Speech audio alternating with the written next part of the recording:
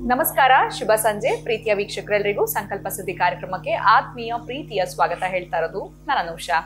ಇದೇ ಏಪ್ರಿಲ್ 30ನೇ ತಾರೀಕು ಅಕ್ಷಯ ತೃತೀಯ ಇದೆ. ಇದರ ಪ್ರಯುಕ್ತ ಅಕ್ಷಯ ವೃಕ್ಷವನ್ನ ನೀವು ಆದಷ್ಟು ಬೇಗ ಬರ್ಮಾಡ್ಕೊಳ್ಳೋದ್ರಿಂದ ಗುರುಗಳು ತಮಗೆ ಒಂದು ಪ್ರಯೋಗವನ್ನ ಮಾಡಿ ತೋರಿಸ್ತಾರೆ. ಅಕ್ಷಯ ತೃತೀಯದ ದಿನ ಆ ದಿನ ಮಾಡುವಂಥ ಪ್ರಯೋಗ ಯಾವ ರೀತಿ ಇರುತ್ತೆ, ಮನಿಯನ್ನು ಹೇಗೆ ಅಟ್ರಾಕ್ಟ್ ಮಾಡಬೇಕು, ಸೊ ತುಂಬ ಜನಕ್ಕೆ ಹಣವನ್ನು ಅಟ್ರಾಕ್ಟ್ ಮಾಡ್ಕೊಳ್ಬೇಕು ಅನ್ನೋ ಒಂದು ಆಸೆ ಇರುತ್ತೆ. ಸೊ ಆದಷ್ಟು ಬೇಗ ನೀವು ಅಕ್ಷಯ ವೃಕ್ಷವನ್ನು ಬರ್ಮಾಡ್ಕೊಳ್ಳೋದ್ರಿಂದ ಅಕ್ಷಯ ತೃತೀಯದ ದಿನ ತೋರಿಸುವಂಥ ವಿಡಿಯೋವನ್ನು ನೋಡಿಕೊಂಡು ನೀವೇ ಮನಿಯನ್ನ ಅಟ್ರಾಕ್ಟ್ನ ಮಾಡ್ಕೊಳ್ಬಹುದು.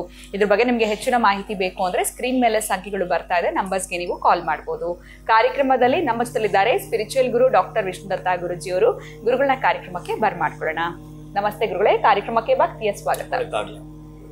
ಈ ಜಪ ಅನ್ನುವಂಥದ್ದು ನಾವು ಹೇಗೆ ಮಾಡಬೇಕು, ಇದರ ಬಗ್ಗೆ ತಿಳಿಸ್ಕೊಡ್ಬೋದಾ ಗುರುಗಳೇ? ಜಪವನ್ನ ಹೇಗೆ ಮಾಡಬೇಕು? ಕಣ್ಣು ಮುಚ್ಕೊಂಡು ಹಿಡ್ಕೊಂಡು ಕೂತಿರ್ತಾರೆ, ಅದು ಕೂಡ ಜಪ. ಆದ್ರೆ ನಮ್ಮ ಮೈಂಡ್ ಆಗಿರ್ಬೋದು, ಮನಸ್ಸು ಯಾವ ರೀತಿ ಇರಬೇಕಾಗತ್ತೆ, ಈ ಜಪ ಅನ್ನುವಂಥದ್ದು ಒಟ್ಟಾರೆ ಹೇಗೆ ಮಾಡಬೇಕು, ಇದ್ರ ಬಗ್ಗೆ ತಿಳಿಸ್ಕೊಡಿ.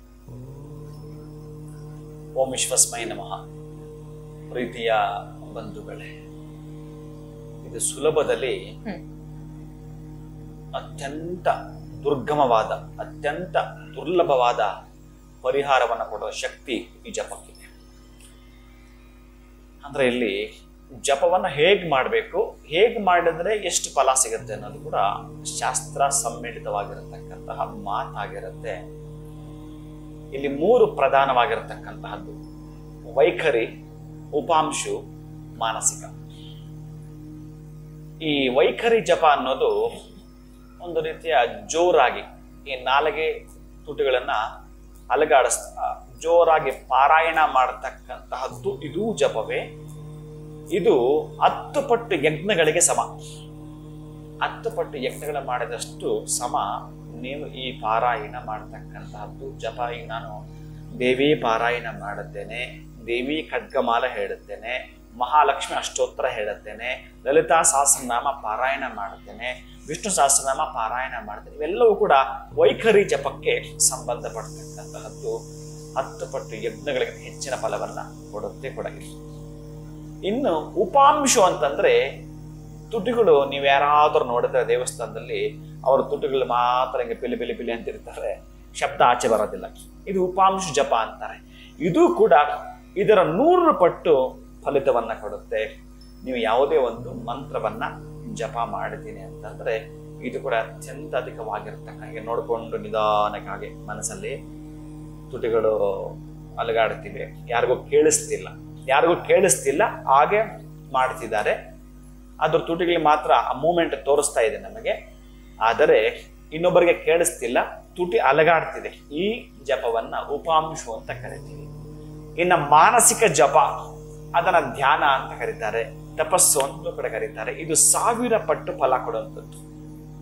ಹೇಗೆಂತಂದ್ರೆ ಒಂದು ಕಡೆ ಕೂತ್ಕೊಂಡು ಬಿಟ್ರೆ ತುಟಿನೂ ಅಲಗಾಡೋದಿಲ್ಲ, ನಿಮ್ಮ ದೇಹವೂ ಅಲಗಾಡೋದಿಲ್ಲ. ಹಾಗೇನೆ ಒಂದು ಕಡೆ ನೀವು ಕುಳಿತಿದ್ದೀನಿ ಅಂತಂದ್ರೆ ಒಂದು ರೀತಿಯ ಹಠಯೋಗಿ ಸಾಧನೆ ಮಾಡಬೇಕಾದ್ರೆ ಈ ಒಂದು ಮಾನಸಿಕ ಜಪ ಇದೆಯಲ್ಲ, ಅತ್ಯಂತ ಅದ್ಭುತವಾಗಿರ್ತಕ್ಕಂಥದ್ದು. 1000 ಪಟ್ಟು ನಿಮಗೆ ಫಲ ಕೊಡತಕ್ಕಂಥದ್ದು, 1000 ಪಟ್ಟು ಶಕ್ತಿಯುತವಾಗಿರತಕ್ಕಂತಹ ಮಾನಸಿಕ ಧ್ಯಾನ ಇದೆಯಲ್ಲ, ಅತ್ಯಂತ ಪ್ರಭಾವಶಾಲಿ. ಅದಕ್ಕಾಗಿ ಈ ಮಂತ್ರವನ್ನು ನಾವು ಏನಿಲ್ಲ, ಆ ಮಂತ್ರವನ್ನ ಮತ್ತೆ ರಿಪೀಟ್ ಮಾಡಿ ಮಾಡಿ ಮಾಡಿ ಹೇಳ್ತಾ ಇರತಕ್ಕಂಥ ಇದು ಅಮೋಘವಾದ ಸಾಧನೆ. ಇದು ಅಷ್ಟು ಈಸಿ ಇಲ್ಲ. ಎಲ್ಲೋ ಒಂದು ಕಡೆ ನಿಮ್ಮನ್ನ ಒಂದು ಕಡೆ ಕೂರಿಸಿ ಒಂದು 3 ತಾಸು ಸುಮ್ಮನೆ ಇರೋದು ಹೇಗಿರ್ತೀರಿ, ಏನೋ ಒಂದು ಹರಟೆ ಹೊಡ್ಕೊಂಡು ಅಥವಾ ಯಾವುದೋ ಒಂದು ಗಾಸಿಪ್ ಮಾಡ್ಕೊಂಡು ಯಾವುದೋ ಒಂದು ಇಷ್ಟು ಮುಗಿಸ್ಬೇಕು ನೀನು ಅಂತಂದ್ರೆ ಅವ್ರಿಗೆ ಜೋರಾಗಿ ಹೇಳಿ ಅಭ್ಯಾಸ ಆಗಿರೋ ಅದನ್ನು ಮಾಡ್ಲಿಕ್ಕೂ ಸರಿ ಬಿಡು, ಇದು ವಿಷ್ಣು ಸಹಸ್ರನಾಮ ಅಲ್ಲ, ಇಷ್ಟೊತ್ತಿಗೆ ಮುಗಿದೋಗುತ್ತೆ ಅಂತ ಮೊದಲೇ ಮನಸ್ಸಲ್ಲಿ ಇರುತ್ತೆ. ಅದನ್ನ ಮಾಡಿಬಿಡ್ತಾರೆ. ಹೇಗಿದ್ರು 1 ತಾಸು 2 ತಾಸು ಅಂತ ಮನಸ್ಸಿಗೆ ಹಾಕೊಂಡು. ಆದ್ರೆ ಇದು ಆಗಲ್ಲವೇ ಅಲ್ಲ. ಮಾನಸಿಕ ಜಪ ಅನ್ನೋದು ನೀವು ಇಲ್ಲಿ ಕುಳಿತುಕೊಂಡು ನಿಮ್ಮ ಇಂದ್ರಿಯ ಶಕ್ತಿಗಳನ್ನ ಕಂಟ್ರೋಲ್ ತೆಗೆದುಕೊಂಡು ಅತೀಂದ್ರಿಯ ಶಕ್ತಿಯ ಪ್ರವೇಶವನ್ನ ಮಾಡಿಸುವಂಥದ್ದೇ ಈ ಮಾನಸಿಕ ಜಪವಾಗಿರುತ್ತೆ. ಅತ್ಯಂತ ಪ್ರಭಾವಶಾಲಿಯಾಗಿರತಕ್ಕಂತಹದ್ದು ಎನರ್ಜಿ ಇದರಲ್ಲಿರುತ್ತೆ. ಒಂದು ಸೀಕ್ರೆಟ್ ಎನರ್ಜಿ ಇಲ್ಲಿ ಪ್ರವೇಶವಾಗುತ್ತೆ. ಒಂದು ಸೀಕ್ರೆಟ್ ಎನರ್ಜಿ ಯಾರ ಹತ್ರ ಹೆಚ್ಚಿಗಿರುತ್ತೋ ಅದು ತತ್ಕ್ಷಣ ಶೀಘ್ರವಾಗಿ ಫಲ ಕೊಡುತ್ತೆ, ಖುಷಿಯಿಂದ ಕೊಡತಕ್ಕಂಥದ್ದಾಗಿದೆ. ಆದ್ರೆ ಯಾರಿಗೆ ಹೇಗೆ ಕೊಡಬೇಕು, ಇದು ಬಹಳ ಅದ್ಭುತ ಸಬ್ಜೆಕ್ಟ್. ನಾನು ಈ ಸೀಕ್ರೆಟ್ ಎನರ್ಜಿ ಅಂತ ಏನ್ ಹೇಳಿದ್ನೋ ಬಹುಶಃ ಒಂದು ವ್ಯಕ್ತಿಯಿಂದ ಮತ್ತೊಂದು ವ್ಯಕ್ತಿಗೆ ಅಷ್ಟೇ ಹೇಳಲಿಕ್ಕೆ ಸಾಧ್ಯ ಇದೆ, ಇನ್ನು ಮೂರನೇ ವ್ಯಕ್ತಿಗೆ ಇದನ್ನು ಸಾಧ್ಯವೇ ಇಲ್ಲ.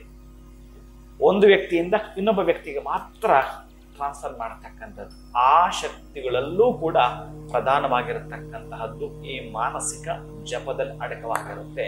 ಒಂದು ಮಾಲೆಯನ್ನು ಕೈಲಿ ಹಿಡ್ಕೊಂಡು ನಾವು ಹೀಗೆ ಕುಳಿತು ಬಿಡ್ತೀವಿ ಅಂತಂದ್ರೆ, ಯಾವ ಗುರುಗಳು ನಿಮಗೆ ಯಾವ ಮಂತ್ರವನ್ನ ದೀಕ್ಷಾಬದ್ಧವಾಗಿ ಕೊಟ್ಟಿರುತ್ತಾರೋ ಅದನ್ನ ಮತ್ತೆ ಪುನರ್ ಉಚ್ಚಾರಣೆ ಮಾಡತಕ್ಕಂತಹ ಮಂತ್ರದ ಬಿಶಕ್ತಿಯ ಒಂದು ದೇವಲೋಕಕ್ಕೆ ನಿಮ್ಮನ್ನ ಕರ್ಕೊಂಡು ಹೋಗ್ತಕ್ಕಂತಹದ್ದು, ಮಹಾವಿಷ್ಣುವಿನ ವೈಕುಂಠಕ್ಕೆ ಕರೆದುಕೊಂಡು ಹೋಗ್ತಕ್ಕಂತಹದ್ದು, ಶಿವನ ಕೈಲಾಸಕ್ಕೆ ಕರೆದುಕೊಂಡು ಹೋಗ್ತಕ್ಕಂತಹದ್ದು, ದೇವೇಂದ್ರ ಇರ್ತಕ್ಕಂತಹ ದೇವಲೋಕದ ಪ್ರವೇಶ ಮಾಡತಕ್ಕಂಥದ್ದು. ನೀವು ಅಂದುಕೊಂಡ ಲೋಕಕ್ಕೆ ಹೋಗಲಿಕ್ಕೆ ರಾಷ್ಟ್ರೀಯ ಹೆದ್ದಾರಿಯೇ ಈ ಜಪವಾಗಿರುತ್ತೆ. ನೀವು ಅಲ್ಲಿಂದ ಮತ್ತೆ ಬಂದು ನೀವು ನೋಡ್ಬೇಕಾದ್ರೆ ನಿಮ್ಮ ಸುತ್ತ ಅದೇ ಕಾಣ್ತಾ ಇರುತ್ತೆ. ಇದು ಅದ್ಭುತವಾಗಿರತಕ್ಕಂತಹ ಅತ್ಯಂತ ವಿಶೇಷವಾಗಿರ್ತಕ್ಕ ಶಕ್ತಿ. ಇದನ್ನು ನೀವು ಯಾವ ಜಪ ನಿಮ್ಗೆ ಇಷ್ಟವಾಗುತ್ತೋ ಅದನ್ನ ಮಾಡಿಕೊಡಿ. ನಿಮಗೆ ಎಂತಹದ್ದು ಬೇಕೋ ಅದನ್ನ ಪಡೆದುಕೊಳ್ಳಿ.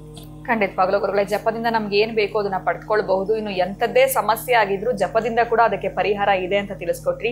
ಇನ್ನು ಮಾನಸಿಕವಾಗಿ ನಾವು ಹೇಗೆ ಮನಸ್ಸಿನಿಂದ ಜಪವನ್ನ ಮಾಡ್ಬೇಕು ಶುದ್ಧ ಮನಸ್ಸಿನಿಂದ ಅಂತ ಕೂಡ ತಿಳಿಸ್ಕೊಟ್ಟಿದ್ದೀರಾ. ಧನ್ಯವಾದಗಳು ತಮ್ಗೆ. ನಮಸ್ಕಾರ. ಹರೇ ಶ್ರೀನಿವಾಸ. ಇನ್ನು ವೀಕ್ಷಕರೇ, ಇವತ್ತಿನ ವಿಡಿಯೋನ ಮುಗಿಸುವಂತಹ ಸಮಯ ಆಗಿದೆ. ನಮಸ್ಕಾರ.